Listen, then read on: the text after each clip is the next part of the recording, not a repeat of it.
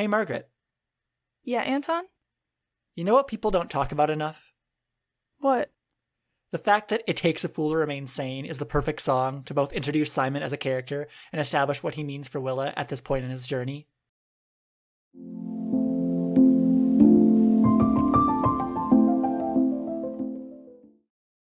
Welcome to People Don't Talk About Young Royals. I'm Anton. My pronouns are he, they. And I'm Margaret. My pronouns are they, them. And we're people here to discuss the show our friends are sick of hearing us talk about. If that sounds like you, stick around. If your friends sent you this podcast as a desperate attempt to get you to watch Young Royals, take this as a sign.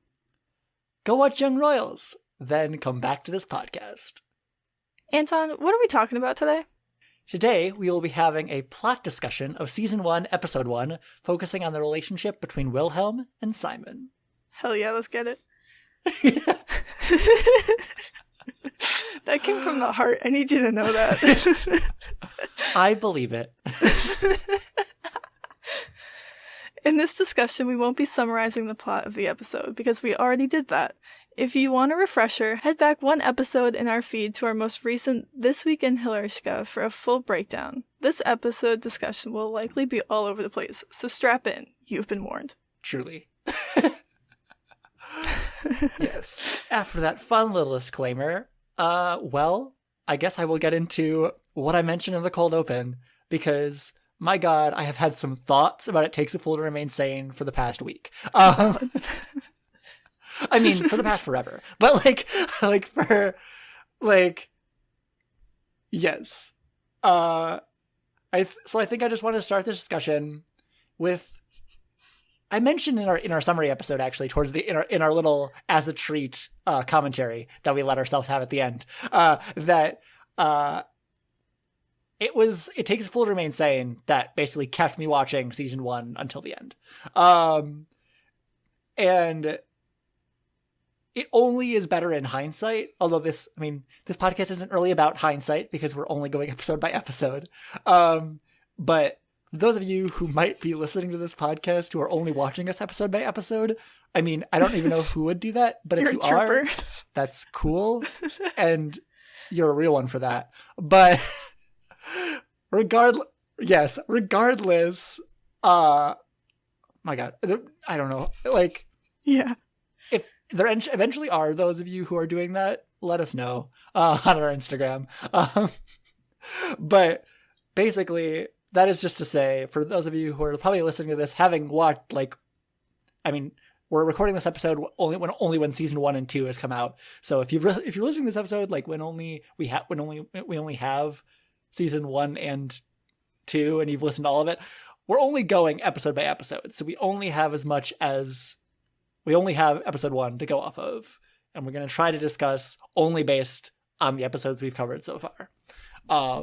Can we talk about how fucking difficult that was? Yeah. Because I was going through the episode, I was writing my notes, and I was like, this is going to be significant 3 episodes from now. See, this is why... And I can't talk about it. Yeah, this is why, for the real ones out there, this is why I included certain details that don't seem important in the pilot in my summary, because I found them important. There were about 5 or 6 where I was like, I want to talk about this so bad. I can't. Not yet. Yeah. Yes.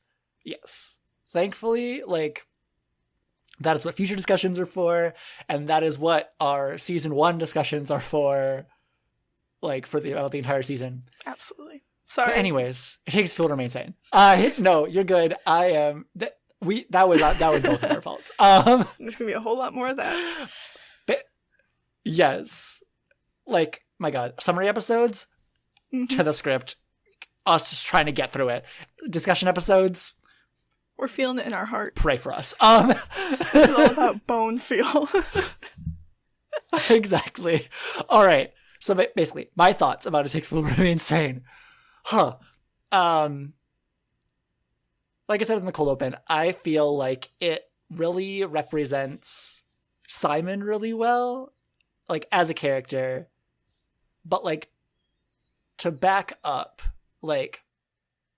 Willa as a character up until that point, you have him just so stifled and sad, just under so much pressure. And this song, where you kind of just like, it's such a great song for just validating feeling crazy. Like, I don't love that word, but like, it's a song that's like, yeah, the world is fucked, and you're right to know that. Yeah, it's like the world is fucked, everybody's situation is fucked.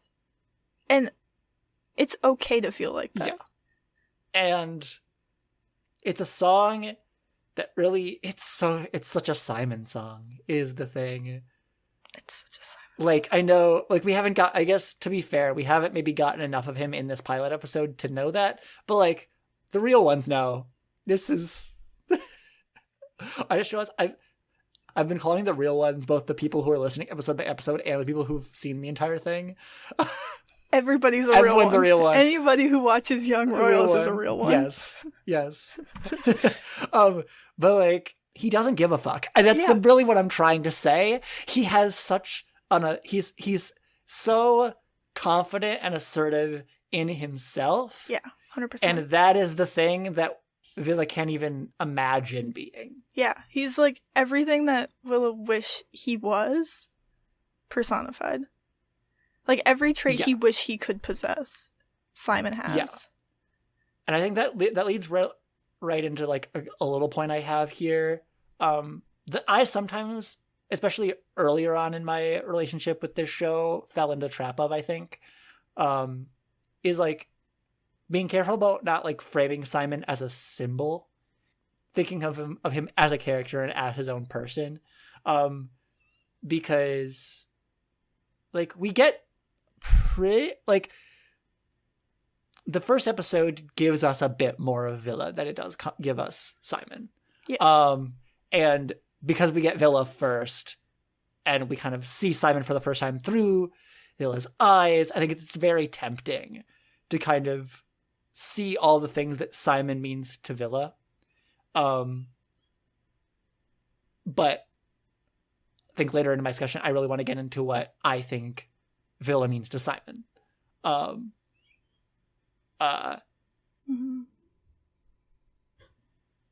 Wow, it's almost like I wrote this in some sort of order. In my point about compatibility. Yeah, like I see Villa as the prince who wants to be normal, and Simon as the quote-unquote commoner who wants to stand out.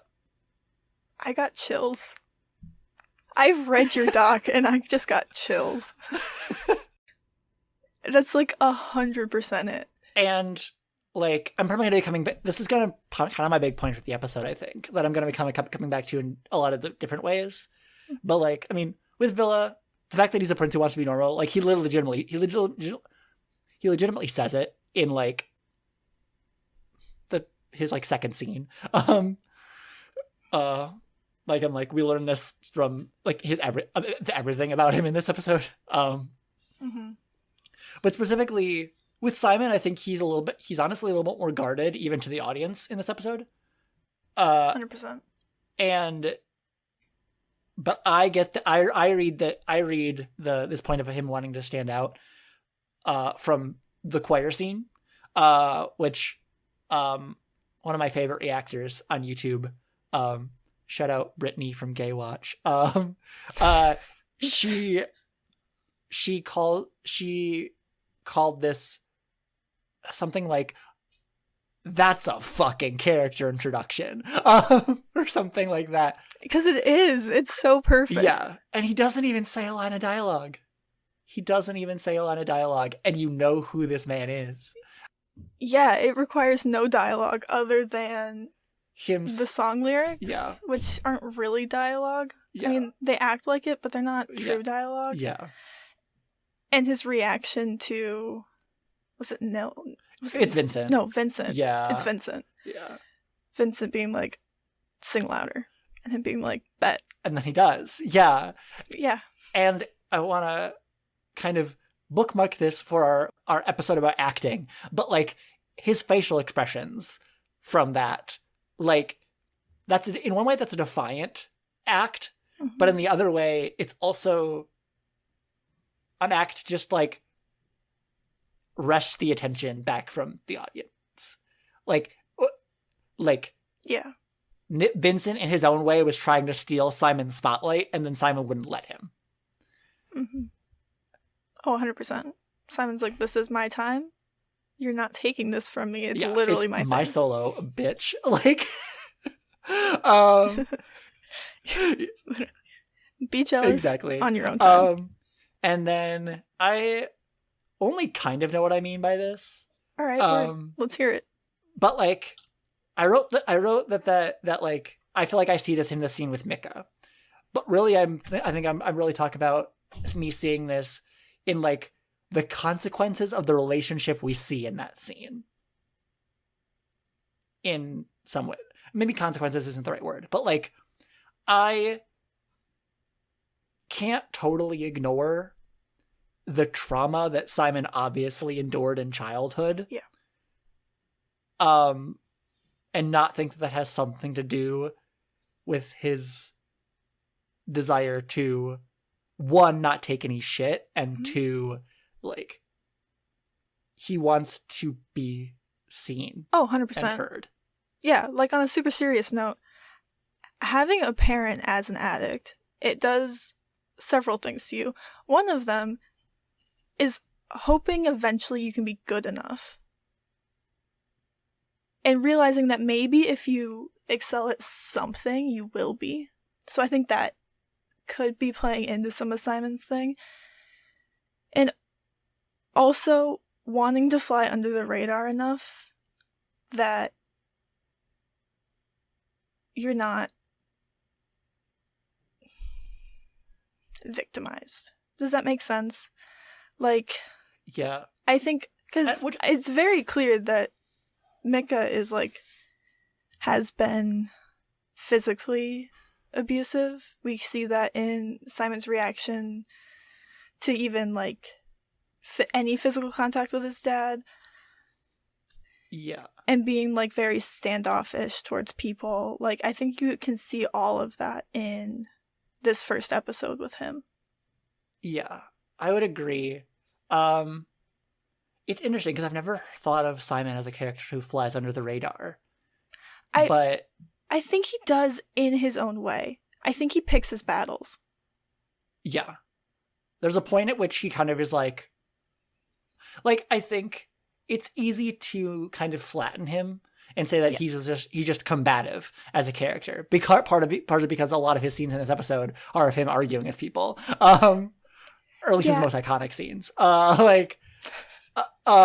And so, but, like, using the class scene as an example, like, you do have this thing where he can't not say something. Right. But also, at the same time, he was still given that opportunity. And, like, it's very important to note the order of events there. 100%. Like, Henry says something stupid. Simon just laughs instinctually, and his instructor calls him out, asking if he has an opinion. Yeah. And he's never one to turn down attention, but I don't think he actively seeks it out, at least at this point in his story. Yeah. No, I 100% agree. I think that's exactly it. I'm just reading through my points, and I'm like, I like all these points. I know. You made all really good points. I love my boys. They both hate it here. That's my next point. Yeah, and I think that's really important. And they hate it for very different, but also the exact same reason, which is interesting. Yeah, I think it's actually a very similar reason. It's, like, one of the biggest similarities. Yeah. It's kind of why I put it after compatibility, because, like, they're very different in, like, the directions they want to go. Like Willa would be totally fine if no one was looking at him, and Simon really does want people to look at him. 100%. But with Willa, like, he never wanted to leave his regular school. He doesn't want to be here. Yeah. If we didn't make it obvious in our plot summary, he doesn't want to be here. Yeah, he wants to be normal. He wants to go to his public school. He didn't want, like, the 1% of the 1%, you know what I'm saying? Yeah. And then something I did not remember until I recognized it in a line that I'd totally forgotten from Sarah in the pilot. Simon, a little over a month in, is already considering dropping out of Hilershka. Yeah. Like, I'd forgotten that line, and it's so important, I don't want to be too dramatic about it, but, like, I think that's important factor of before Simon has actually spoken a word to Villa, he already hates it here enough to have at least probably voiced in the past to that he hates it enough to want to leave already. Yeah. Yeah, I think that's super important. Yeah. And I do think it's something that's very overlooked. Because we're like, oh, Simon hates it here. But he really fucking hated it. Yeah. And my last little point here, because I feel like our listeners will soon discover how much of a romantic I am at heart, especially with with Revolution episodes. The other person just might make the school worth it. Mm-hmm. Yeah. Like, yeah. Just that's it. Like, it. It's so important to me. Like, the idea that neither of them like this place, but the first thing that makes it bearable is each other. And going off of, I'm skipping ahead a little. Party scene. Yeah. When Wilhelm asks Simon, "Do you like it here?" Simon does not respond and says, "Do you like it here?" That pause where Wilhelm is trying to decide if he says yes and lies, or if he says no and tells the truth. Yeah. And he's fighting between whether, like, what he knows he should say and what his truth actually is. Yeah. I think that's an important I think that's an important little part that even in the first episode, he's fighting between what he knows he should feel and what he actually does. And I think where we end up in that scene is absolutely perfect, because he lies, says yes, but he lies so badly that even someone who's known him for less than a day has been able to be like, oh, that's bullshit. Like, you are straight up lying. You're straight up lying to me right now. Like, that little good. Like, I can't vocalize what I just did, but yeah, for listeners, Mark could just, like, look to the side like, bitch. Like, what is this shit you're talking here? Yeah. I think my next point I want to save until after we've gone scene by scene. Okay. I think that'd be a good way. It'll be a good place to end. Okay. So going to, like, individual scenes, I want to side note before we keep going. There are so few actual interactions between them in this episode, and I forget about that every time. Yeah. So basically, I'm counting every scene. We're counting every scene that they are in together. Yes. 100%. And I guess I will start talking about a scene, and then you can jump in with your thoughts about it that you wrote down. Word. And with any thoughts you have about it. So we have the choir scene first. Our first sight of Simon. And I call it a sort of scene between them because Villa sees Simon, but Simon does not notice Villa, or at least we don't see him actually notice. Like, he's gonna know the prince was there, but like he doesn't care. And like he never looks at him.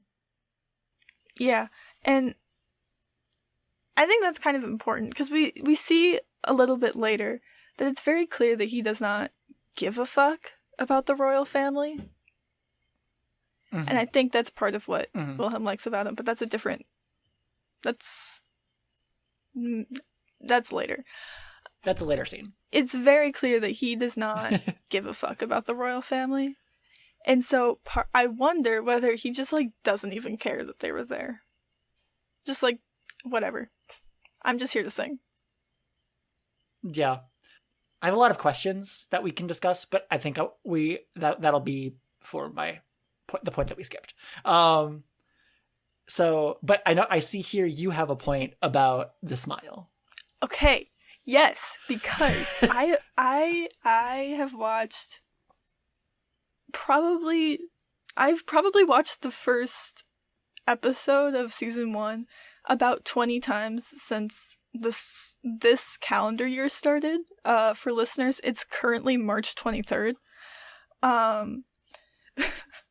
we're recording this. So every time that smile, I have to pause and, like, take a breath.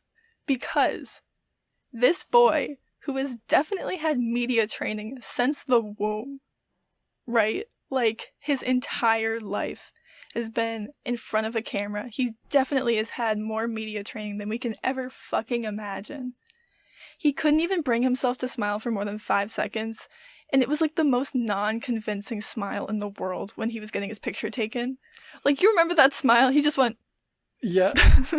Yeah. It was the, like, least convincing, most uncomfortable smile he like, could have done, because he, like, couldn't bring himself to do it because he was just so miserable. And then... Yeah, and I caught... No, keep going. Yeah, go. No, one thing. I caught one little one. I think I actually put it in the summary because I needed to remember it. There's one last little one before he sits down in the pew, like, when he, like, kind of notices there are people staring at him from one end. But two things happen. Second, he realizes he has to sit between August and his brother. And then the second he realizes the photographer is still right there, smile drops. Yeah. 100%. And it's not even a convincing, like, it's not a convincing smile, to be fair. Like, it's a polite, princely, political smile, the thing he's been taught to do, but, like, can't even muster for longer than 6 seconds. Yeah. And then Vincent tells Simon to sing louder.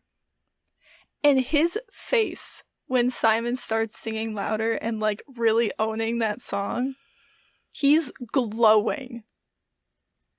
Like, I don't know if I've ever seen a more genuine smile. And going back to what we talked about before, I think he's seeing what he sort of wishes he could be, but knows he isn't. Yeah. Like, he admires Simon for all of the things that he feels he could never do. 100%. We've talked about this off mic, but I feel like because Simon is able to fight back isn't the right word. I'm going to go with, like, stand up for himself in that scene, which is something that Wilhelm has never in his entire life been able to do. He did it once and it became, like, national news because some kid, like, grabbed him and he, like, wanted to get his hands off of him and headbutted him. And it became, like, a huge scandal and he had to move schools. But he's seeing, like, he can actually do it. He can stand up for himself. He can be confident enough to do that. Yeah. And it's not a catastrophe. I don't have to make, like, he does not have to make a speech that says nobody's more disappointed in me than my family. And especially myself. That too. Yeah. That's the part that always gets me. Like, because this is this discussion for a later podcast. This is no longer a Wilmon discussion. It is a royal family discussion, which we have one of those. Yeah. Stay tuned. No, I love that you, like, there's a glimmer of hope that maybe it won't be all bad. Yeah. Because, like, before that, he's so miserable. He's miserable. Hilarska is exactly what he doesn't want because he just wants to be normal. And then that happens and he's like, maybe it won't all suck. Yeah. And there's, like, the meme of it all where you're like, ha ha ha ha, meet boy, now school, not so bad. But, like, also, like, what am I saying about this? Like, that's so real and so special. Mm-hmm. And I think it's that, super valid for him. For both of them, and for anybody. Yeah. But seeing how his family is in the first like 3 minutes of the episode, there is like no compassion, no like affection in any of those interactions. He is a, what do I want to, I'm not thinking of a noun, but he's something to be handled. Yeah, he's like a problem that needs to be solved. Yeah, he's something to manage. Yeah. I just realized we've already been discussing for a half an hour. Hang in there, guys. Okay. We put the disclaimer at the beginning. We told them it was going to be all over the place. Yeah. They know what they're getting themselves into. And I think this is more organization than I expected from us. So yeah, me too. We're doing really good. We're on our best behavior.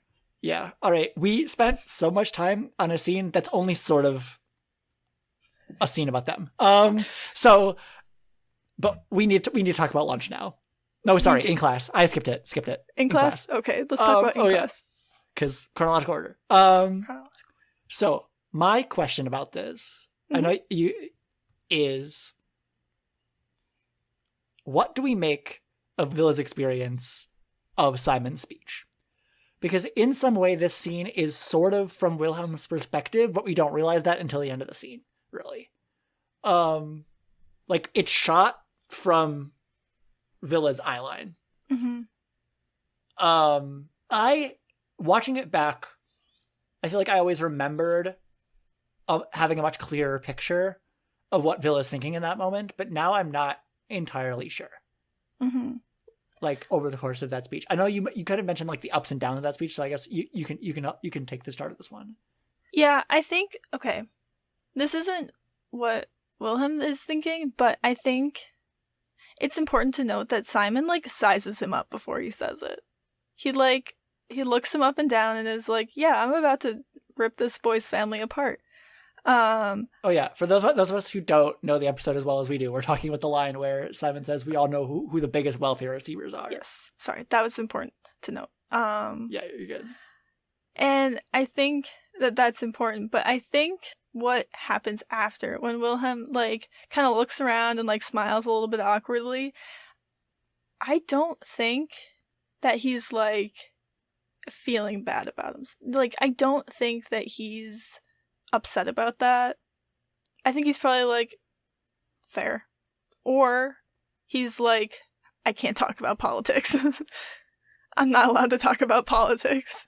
And just like uncomfortable in that sense. Yeah, because watching it back when I was, I summarized that scene, and so watching it back, I think I wrote down something along the lines of like, he can't be seen to have a reaction, and if he is, like, he needs to just show that he's unbothered. But like, I don't know, I can't really believe, especially with how he interacts with Simon right after this, that it's unbothered in the sense that he was offended. No, I think it's unbothered in the sense that he can't show what he's actually thinking about that. I think he might on the down low agree. I think he does, but really, what I will read on his scene when he's kind of like looking around. I think I mentioned this in the summary. I was like, it looks like he's looking around like, can we say this? Like, who? How, yeah, like, is this allowed? Like, what are people like? Could you imagine if I said this at a state dinner? like what is one that, but also two, checking how everyone's reacting. Yeah, like, he cares so much about what other people think, and he's just like, yeah, like, well, his entire life is dependent on like public approval ratings. Yeah, so like the idea of saying something so bold with your whole chest, and he's just like, these are the thoughts I've had in my head the entire time that I knew no one would want to hear from me. Yeah, 100%. No one would want to hear, and even if they did, I wouldn't be allowed to say it. Yeah. I also wonder if actually on some level, because of the people that the royal family, because of the people that the royal family associates with and is related to, like, I don't know, honestly, actually, how deeply. Well, I guess he went to public school, so I guess I was thinking, like, how deeply is Villa actually been able to think about economics in this radical of a way? But like, no, I think he actually, like, it's Sweden also. Like, Yeah, I feel like Sweden's chill. Sweden is definitely more chill. Let's all move to Sweden. Shout out to Sweden. Cold as fuck in the winter, though. Although, What'd you say? Something about the winter? cold as fuck in the winter. Okay, well, we can go in the summer. That's fair. Oh yeah, that's actually literally in all the interviews. That's what they suggest to do. They're like, what? Yeah. Whenever they're like, what should we do in Sweden? Their first thing is like, come in summer. Like, Yeah. It probably sucks balls in the winter because it's so far north. yeah. Now we get. Lunch. It's a very short scene, but a very important scene Lunch. because it's their first lines to each other. Lunch. Lunch. Lunch. I love this scene. I know you love this scene as well. You know I love this scene. I You know know I you was love mad this when scene. you got it. But also, in some level, I have to hold myself back about talking about this scene because it is more relevant for our acting episode. Yes. But I do, for the purposes of plot, this is their first lines to each other.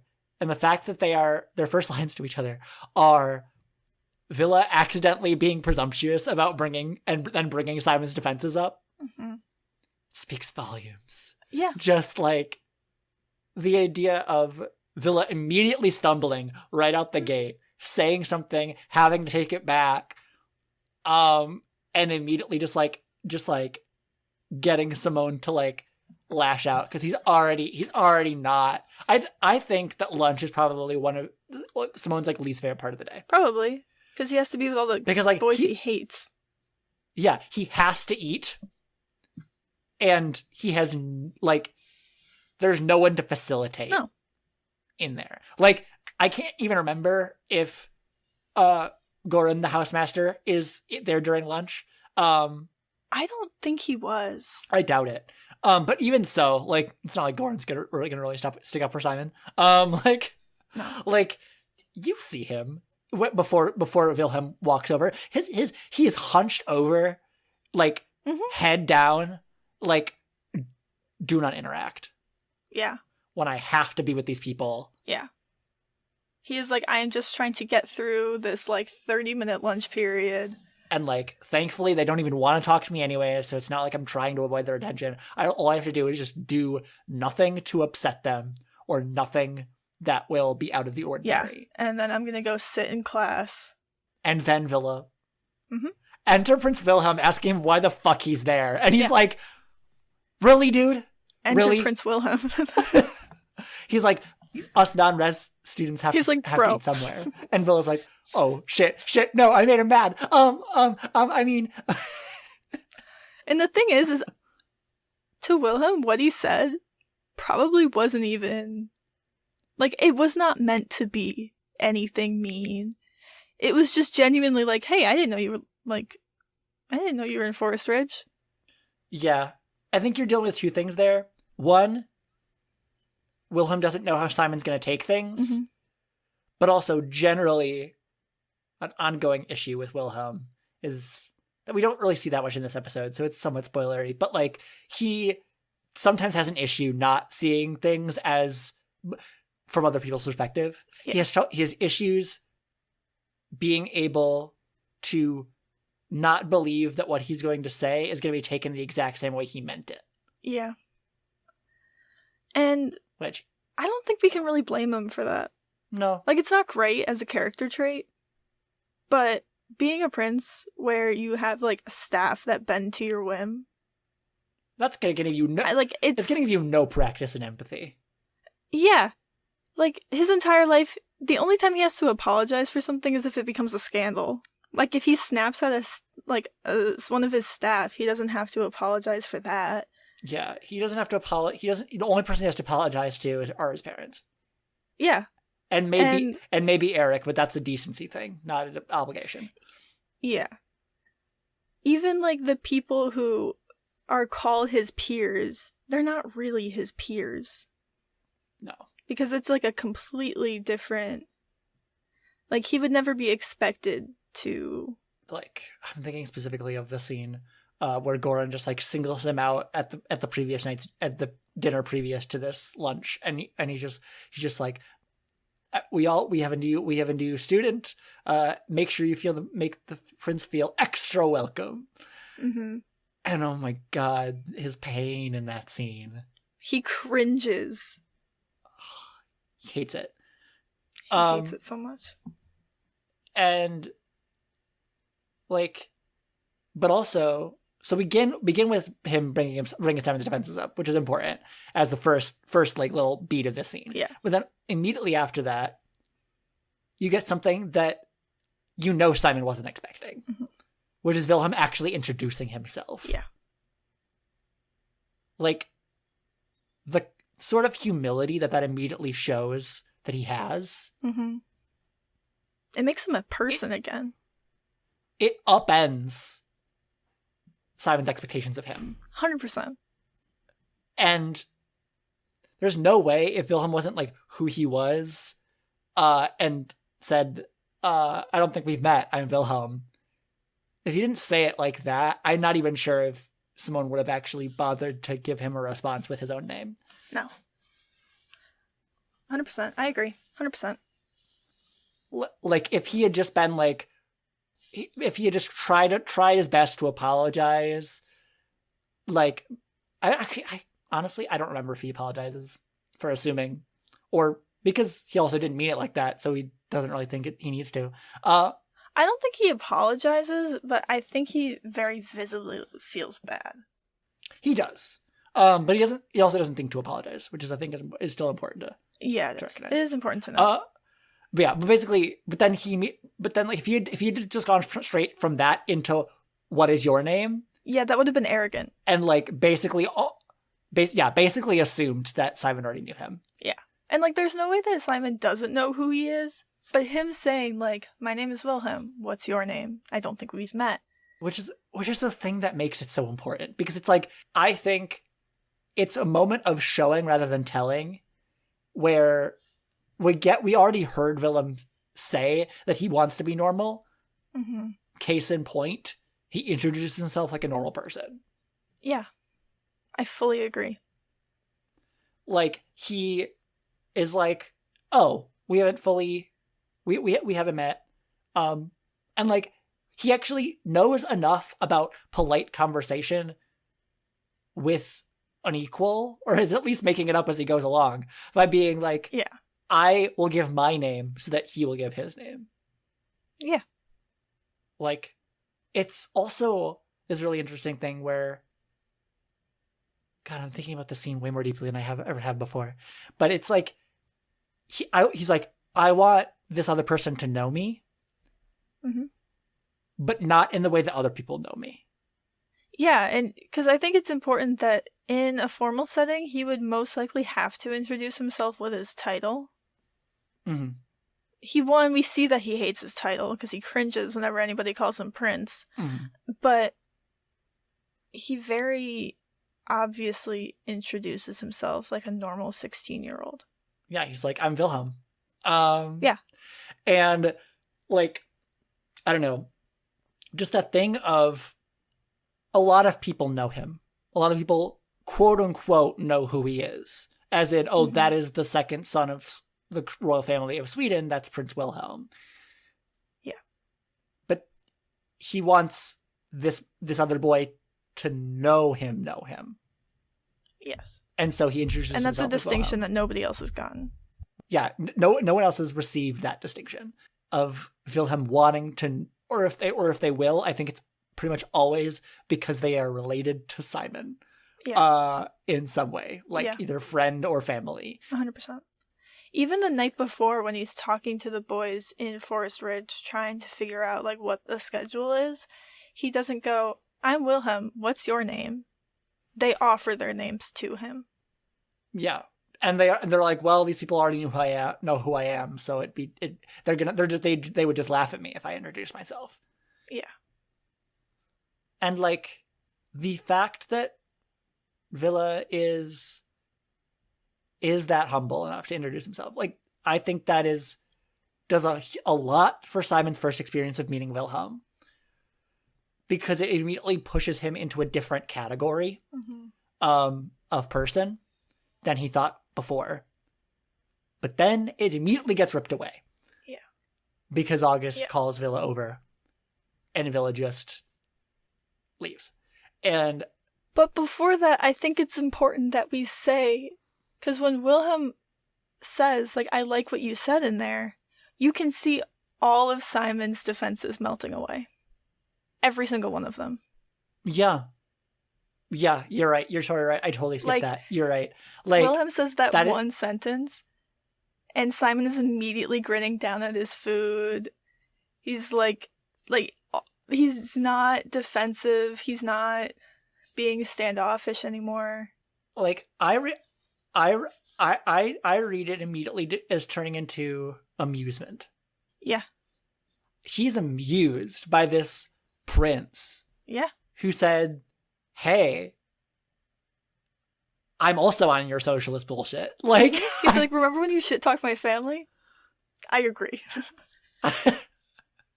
Like, I don't even know how someone's supposed to take that. No, imagine if that was you.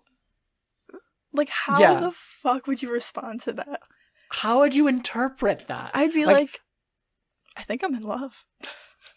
Like, are we about to kiss right now? Like, I don't know. I'm not even meaning it romantically. I'm just meaning, like, no, me too. the prince of your country. Yeah. Is just like, yeah, I love how you call my family welfare receivers. Yeah. He's like, you said my family's a scam? I agree.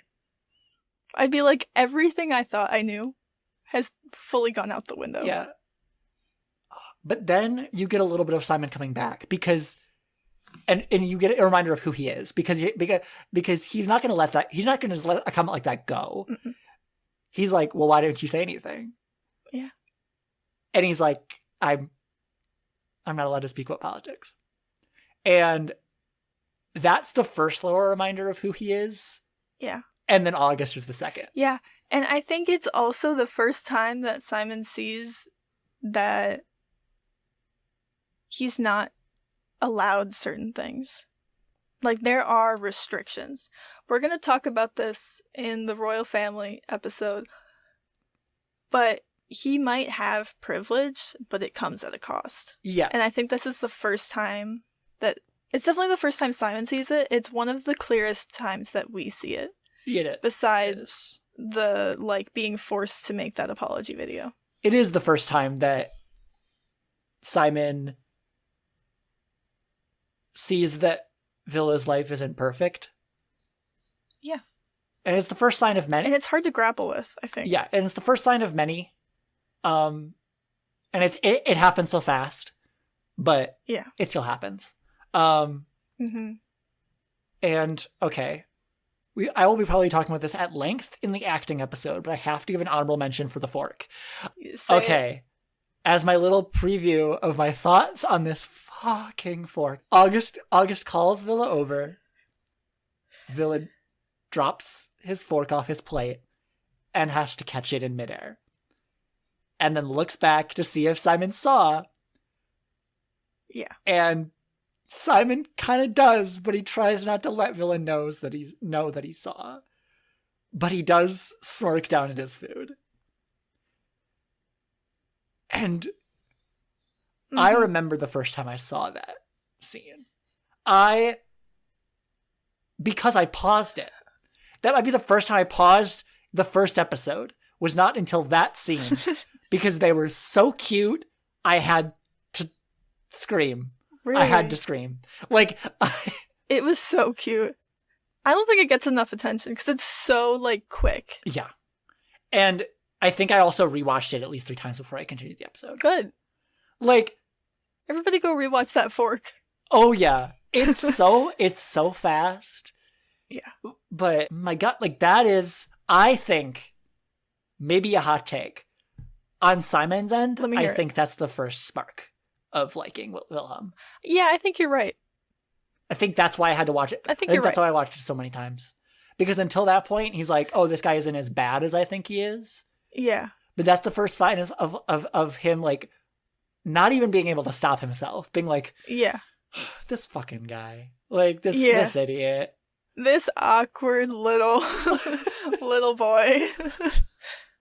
Like, again, it's those little things where he realizes that Wilhelm isn't perfect. Mm-hmm. Yeah. And where he starts seeing him as a person. Mm-hmm. And a person that actually is very endearing to him. Yeah. And somebody who's, like, genuinely amusing. And I don't mean that in, like, a I can laugh at you way, but in a, like, everything you do is worth my attention way. Yeah. Like, even something as small as you got up and you almost dropped your fork. Yeah. But somehow you managed to catch it in midair. Yeah. But I will say, that is even those collection of moments, even though we spent so long discussing them, honestly don't actually have that much of an impact on who they are going forward for the rest of the episode. Nope. Until we get to the party scene. Yes. Because, first of all, I know I noticed this, but I really want to hear you talk about it. Wilhelm chugging water. Yeah. He's chugging that water like his life depends on it. And I want to know, what do you think? Do you think he's trying to sober up? Like, any way he can before he talks to Simon? Or do you think he's purely trying to work up the nerve? Probably a bit of both. Okay. That's kind of what I was thinking. Yeah, because it's like, I think you can definitely have them both hand in hand. Because it's like, on the one hand, he's obviously nervous. That's the one thing that is indisputable. Which has also led to the implication, we've talked about this off mic, like, I realize it's not actually clear whether or not he has seen Simon at the start of that scene. Like, it's cut interestingly, where it's like, we just cut it to him chugging water while being nervous. But the only thing that would make him nervous is if he already knew Simon was next to him and he'd already noticed him, but we don't get to see that look of recognition. Yeah. And so, like, I think in my head canon, he sees Simon, realizes he doesn't see him, and is like, dang, I'm drunk. Like, I don't want to be this drunk. Yeah. He's like, suddenly all those beers, not worth it. All those drinks. He's like, yeah, like, I don't want, like, suddenly I don't want to make a fool of myself. Yeah. And so he's trying to sober up, but also part of that, I think, is also calming his nerves by drinking water, because he can do both by doing the same thing. 100%. Also, and so I don't drink, but yeah. stereotypically at least, alcohol kind of makes you bolder. It lowers inhibitions. He is still a blushing, awkward, nervous mess. Oh yeah. I think it's so important in this scene, and especially going forward through this discussion of the remaining scenes, that Simon is considerably less drunk than Wilhelm. I don't even know if Simon is drunk at all. Like, it wouldn't surprise me if he was sober, because he does give Sarah that look. I was gonna say, yeah, when she grabs the cup. Yeah, like, I think he's stone cold sober. Yeah. I don't think he trusts the alcohol at this party. I mean, he did get it though. I think that's why. Oh, okay, yeah. I see what you're saying. I think he doesn't trust it because he knows where it came from. Yeah. And he's not about to drink alcohol that came from his mother. No. He's like, this is the last thing I want to do. Thank you. Especially since, like, the little I know about why you need to smuggle alcohol in the first place, or why you need an alcohol dealer in the first place, is that I'm pretty sure all official alcohol is, like, brewed and distributed by the Swedish government. Oh. And so I didn't know that. And so the part of the reason why, like, they need to get it in is, like, one, yes, they're underage, but like, the reason why you can actually make a lucrative business selling alcohol is that alcohol is like restricted in Sweden. Interesting. I'm pretty sure. Like, it's a little bit closer to how the US restricts drugs. Oh, interesting. Okay. Like, not to the same extent, I don't think, but like, after I saw enough reactors, like, questioning that, I questioned it too, and then looked it up. Like, it, gotcha. Like, and then so it's not only alcohol that he got from his father, but it's like the alcohol itself is illegal because it isn't from the Swedish government, which... I just assumed it was just like, you know how sometimes people will buy alcohol for minors in the U.S.? Yeah. I just assumed it was something like that. I mean, but it makes a lot more sense. I think it's probably... it would be... Yeah, it's a little of both, but yeah. Yeah. Yeah. Simon is still cold sober, and Wilhelm is talking to him, and I don't think Simon... I think Simon is so surprised. I mean, it's very clear he is surprised that Wilhelm is talking to him. Yeah. I don't think he knows what to do with that information. I think that's probably why he leaves so abruptly. Probably. Like, it is too much. It is too much to do sober. Like, he's just like, no. He went, I don't drink, but I am too sober for this. I mean, I don't know if he doesn't drink. I think he just isn't drinking at this party. I didn't drink today. Yeah, exactly. Yeah. And I am too sober for this. Exactly. And also, this is gonna make him sound devious, but I think it's sweet. Mm-hmm. I wonder if part of him walked away to see if Villa would follow him. That might be it. Because there's enough of a smirk on his face where he's like, well, I think I'm gonna go. Yeah. It's a challenge. Yeah. I think you're right. Like, I think people can disagree with me, but I'm glad you agree. Like, I do agree. And we're the only ones here right now. Listeners can disagree with me, but shout out to the listeners. I think that I think it's a... Yeah, I think part of it is definitely that. Being like, I mean, it could be all of it. Like, I'm too sober for this. Yeah. Are you going to follow me? Do you actually want to talk to me, or were you just next to me and felt like you should? I think might lead to... This next thing that happens in the scene might lead to some of my questions that I'd forgotten I even wrote down, actually. How drunk is Villa, actually? I think he's pretty drunk. I think he's pretty drunk, He's got to be pretty drunk, because when they're outside, I don't think sober Wilhelm would have started singing It Takes a Fool to Remain Sane right next to Simon. No. And, like, also, I think the way that he is just so, even inside the party, is just, like, cannot stop smiling. He can't stop smiling, but did you see the amount of alcohol they were dumping in his mouth as well? Yeah, he's drunk. That's fair. Which I think then leads me to my next question. Does he realize how flirty he's being? Probably not. I don't think that prior to meeting Simon, he's had any clues towards his sexuality not being heterosexual. I don't think he's thought about it, period. Yeah. I don't think that has ever been something that's crossed his mind. Yeah, which is a point for our royal family episode. Stay tuned. Yes, 100%. Yeah. This can be broken down more in the royal family episode. But I think that because of that, I don't think flirtatious is something that would cross his conscious mind. It's not his conscious mind, but we can both agree he's being flirty, right?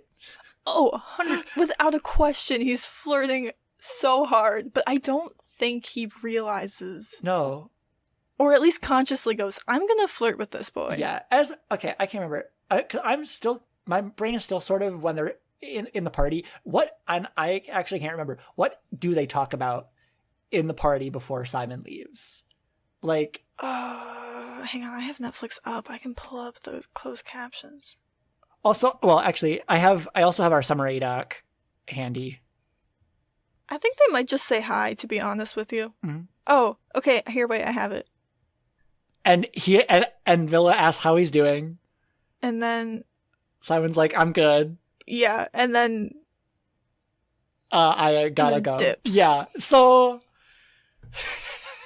yeah.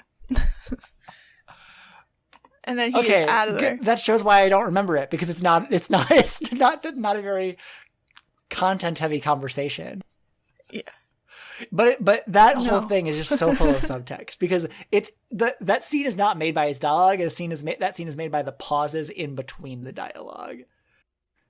Of Wilhelm just smiling ear to ear, grinning ear to ear, and just nodding, and be like, yeah, cool.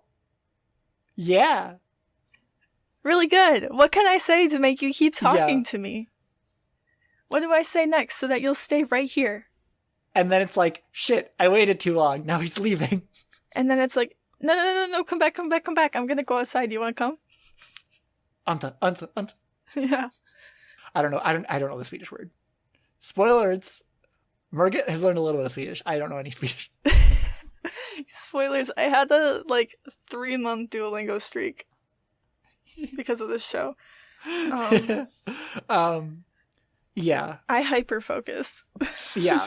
Hyper fixate.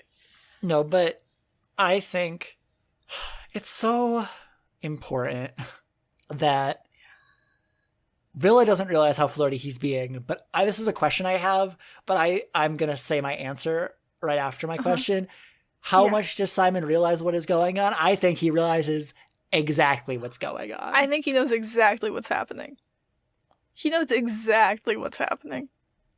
Not only because he's sober, because he knows he's gay. Right.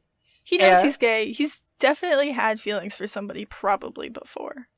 And the only reason why that's an open question to me is that he never seems to react to the fact that the prince of his country is flirting with him. Because I don't think he cares about the fact that he's a prince.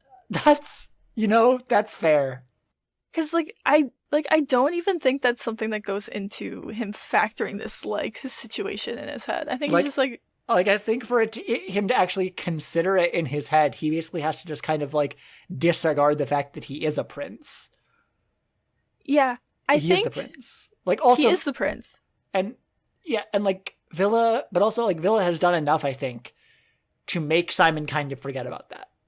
Yeah, I think at this point in the episode, and this point in the series as a whole, I think that Simon has been able to forget that he is a prince, because the only times that he's reminded of it is when he's in the bus with his friends and it's Prince Wilhelm started school today, and when August calls him over. Yeah, I would argue, which is a point I held later. Yes, it's only until other people remind them who they both are that they're not just Simon and Wilhelm. Oh, 100%. Couldn't agree more.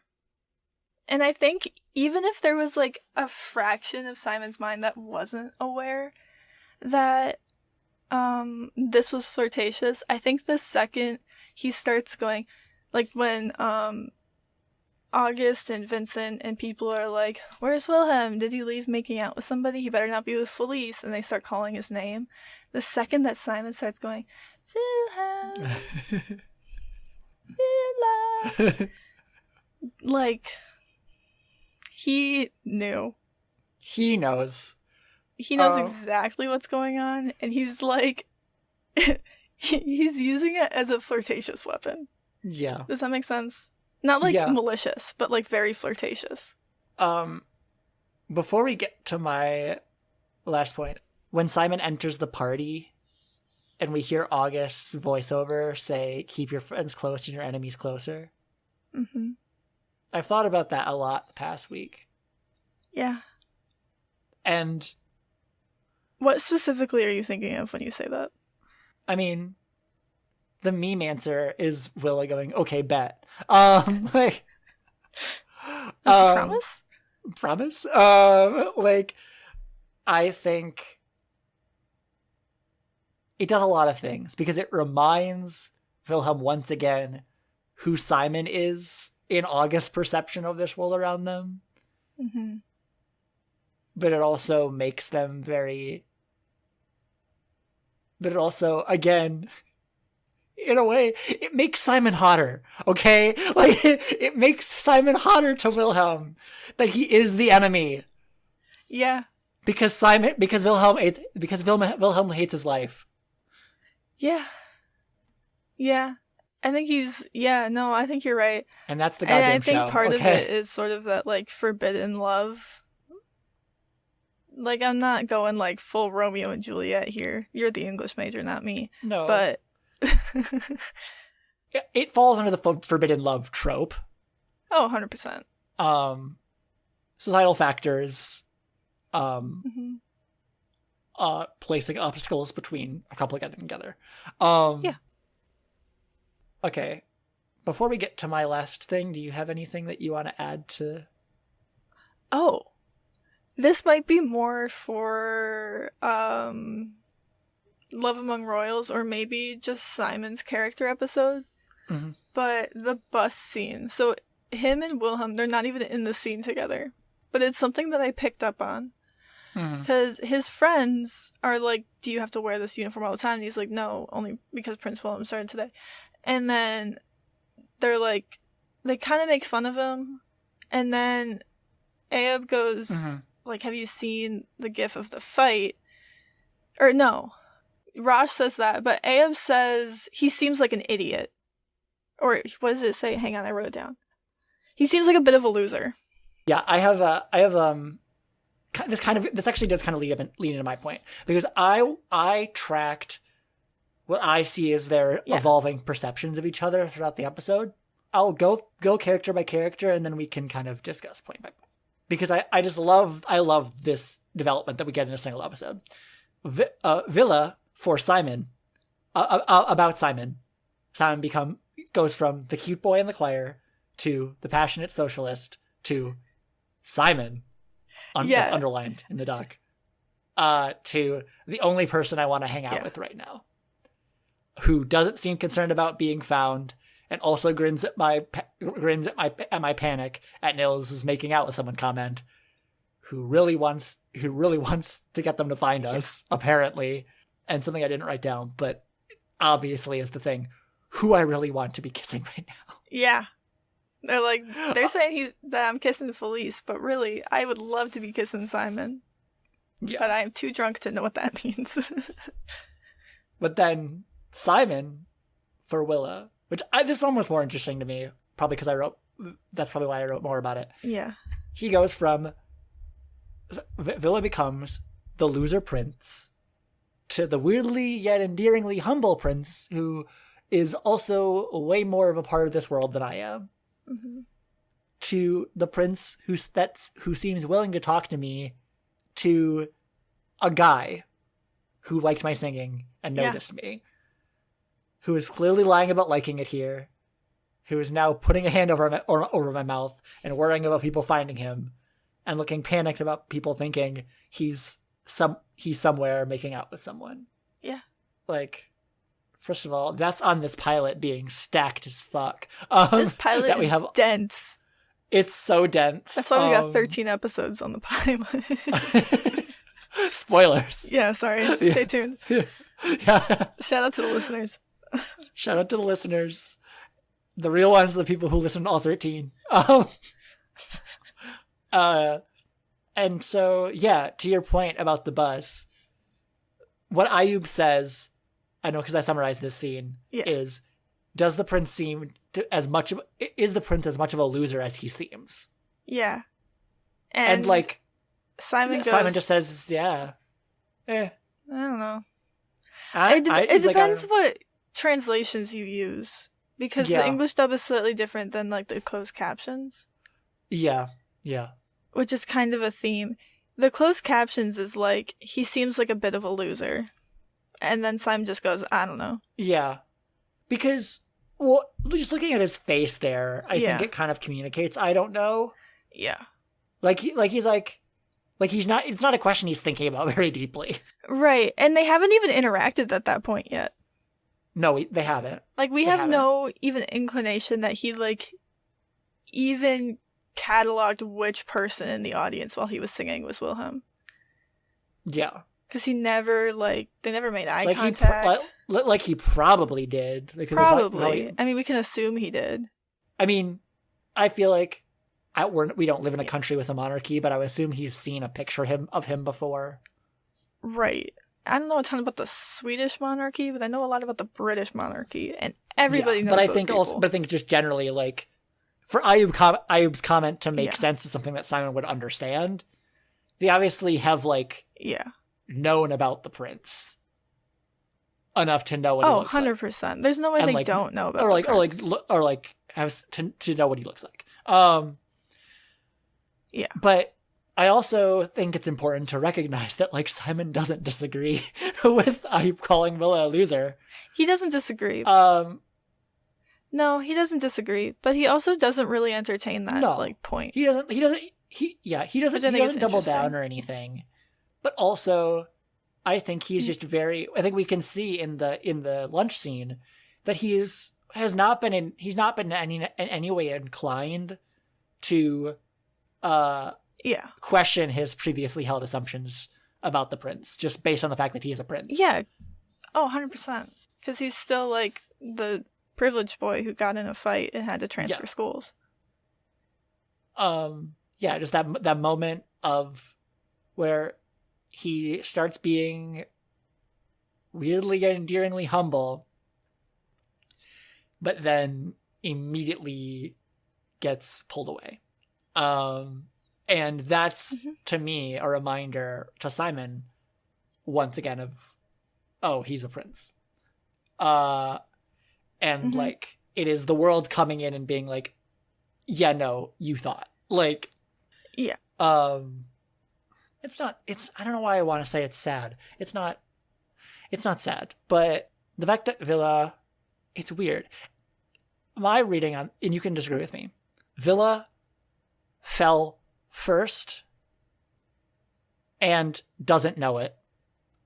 And Simon is more aware of the situation, but is a million times more guarded with his feeling. Is way more careful about the feeling he's investing in this. Yeah, I think overall he's a lot more guarded. At like temperature check on this episode specifically. No, that's what I'm saying. I think overall in this episode we don't see like raw Simon. I think in every interaction he is guarded in some form or another. And so I agree with you. I think Wilhelm fell first, had no idea what he was feeling, but I think Simon was very aware, and it made him, his like walls that he's put up has made him cautious about it. But not actively trying to avoid it or deny it. Yes. However, I think as a kind of way of rounding out this discussion, let's talk about that very, very final few moments. Because I think that's a sign of that. That's a sign of that changing. Like in the end of the scene, you see the closest we've gotten to a completely unguarded Simon, because he is completely sober, recognizing that Villa is flirting with him. Probably even recognizes that Villa doesn't know he's flirting with him. Yeah.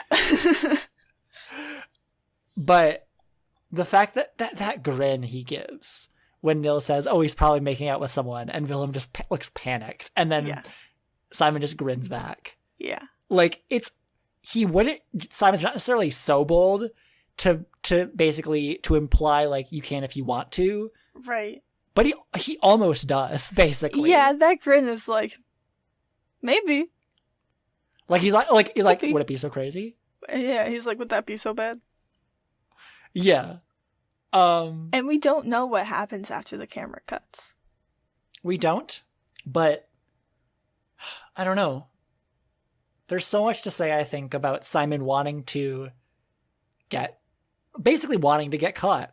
Like, I don't know how much of that is teasing and how much of that is him generally wanting to get caught. I don't know. I don't know that Simon was thinking enough ahead to going, I want us to get caught right now. I think it was teasing. I can go with that. I can definitely go with that.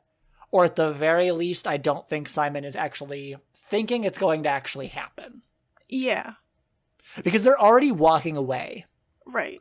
It is definitely way more teasing. Yeah. But I can't help but think of what the potential consequences could have been. Oh, 100%. And I think it's valid to think of them. Yeah. But it's not what happens. No, they don't get caught. The one spoiler that we have said during course episodes that I will keep in this episode is they don't get caught.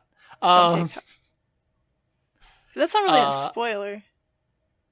I mean, they could have gotten caught after the camera cut. I guess. That's fair. That'd be really shitty. Like, Lisa wouldn't do that to us. No, we stand Lisa here. Yeah, shout out to Lisa. If you're listening, hi Lisa. Yeah. Even if you're not, it's an emotional shout out, you know? She'll feel it in her bones. Oh, Thank you for listening. If you'd like to keep up to date with when we release new episodes and other pod-related announcements, you can check out our Instagram at People Don't Talk About. Our next episode will be the first of a new episode type, entitled The Art of the Frame. In it, we'll be discussing the details of the cinematography in Season 1, Episode 1. So stay tuned. Margaret is excited. I'm so excited. I love this part so much. Y'all couldn't see it, but I was dancing. And with that, all that's left to say is, let's start start a a revolution, baby.